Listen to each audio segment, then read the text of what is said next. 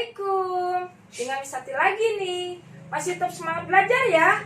Oke, hari ini masih kita lanjutkan untuk latihan soal-soal SMP. Oke, let's study. Kita lihat number 1. Dear Tio, congratulations on your success in the final examination. Always do the best for the future. Ria. Kita lihat di sini, ini bentuk contoh soal dari letter. Minggu lalu atau yang lalu sudah dijelaskan apa itu letter ya. Di sini ucapannya adalah teruntuk Tio, selamat atas keberhasilannya dalam ujian akhir. Selalu melakukan yang terbaik untuk di masa depan atau di masa yang akan datang. Ria, ya. Jadi kita lihat pertanyaannya adalah why did Ria congratulate Tio? Kenapa Ria mengucapkan selamat pada Tio? Because karena A. Tio will face the examination. Tio akan menghadapi ujian. Salah ya, karena di sini dia sudah selesai ujian dan sudah lulus ya. Sudah ada ucapan selamat dari Ria. Kemudian yang B, Tio still has the examination. Tio masih ada ujian atau masih mempunyai ujian. Itu juga salah karena dia sudah selesai. Kemudian yang C, Tio has passed the examination. Tio baru saja selesai atau lulus dari ujian atau melewati ujian. Ya, kita simpan yang C ya. Kemudian yang D, Tio should prepare for the examination. Tio seharusnya mempersiapkan untuk ujian.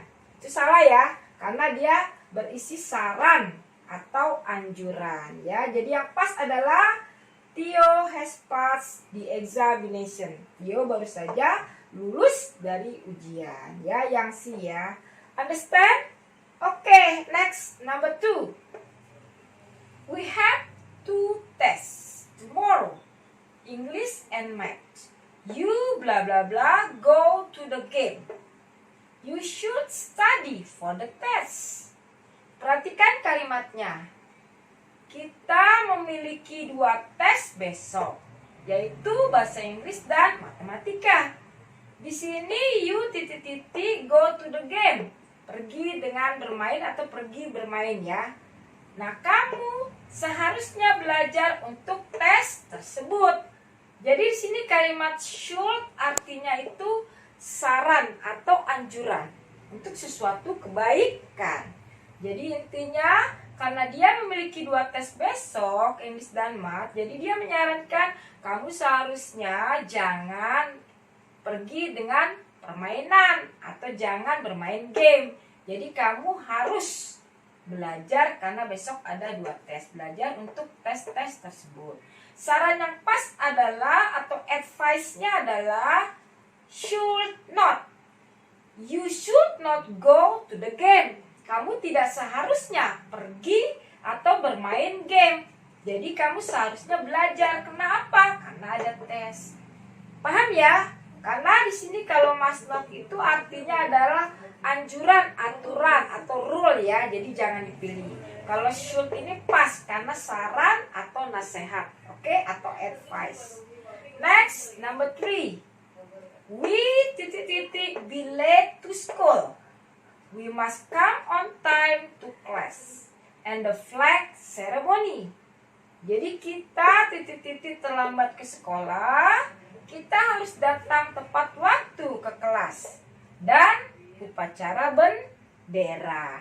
Berarti kalau di sini adalah suatu aturan. Aturannya apa? Jadi kita tidak harus terlambat ke sekolah karena kita harus datang tepat waktu ke kelas untuk belajar dan upacara bendera. Itu suatu aturan ya, suatu saran, bukan saran ya. Jadi aturan di sekolah tidak boleh dilanggar. Jadi yang pas adalah untuk aturan ini, we must not. Kita tidak harus terlambat ke sekolah, tapi kita harus datang tepat waktu. itu.